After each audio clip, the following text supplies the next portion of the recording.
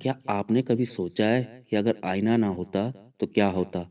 आप खुद को कैसे देख पाते? हम कैसे दिख रहे हैं? कैसे दिखना चाहिए?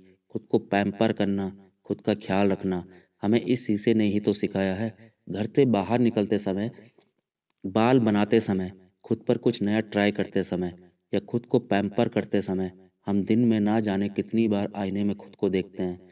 ये हमारी दिनचर्या का एक अहम हिस्सा बन गया है। लेकिन कभी आपने ये सोचा है कि आखिर इसका आविष्कार किसने किया और पहली बार शीशे में चेहरा किसने देखा था? तो चलिए जानते हैं आज आईने के बारे में कुछ दिलचस्प बातें।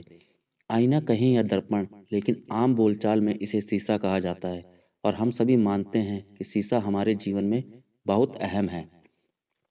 अब तक हमें जानकारी मिली थी कि शीशे का आविष्कार 1835 में हुआ था। जर्मन रसायन विज्ञानी जस्टस वॉन लिविग ने कांच के एक फलक की सतह पर मेटलिक सिल्वर की पतली परत लगाने का तरीका इजाद किया था। मगर आपको बता दें, दर्पण का इस्तेमाल आज से करीब 8000 साल पहले एनाटोलिया में किया जाता था, जिसे अब तुर्की के नाम से जाना जाता है।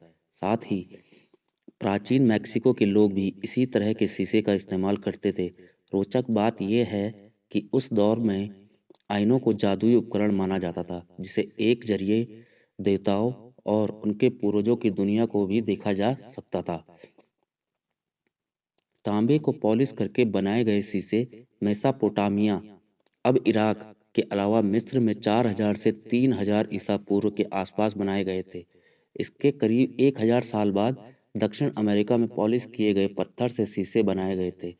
रोमन लेखक प्लिनी द एल्डर ने पहली शताब्दी ईस्वी में कांच के दर्पण का जिक्र किया था, लेकिन बताया जाता है कि उनमें आजकल के शीशों की तरह दर्पणों का प्रतिबिंब नहीं दिखता था। साथ ही वे आकार में बहुत छोटे भी हुआ करते थे।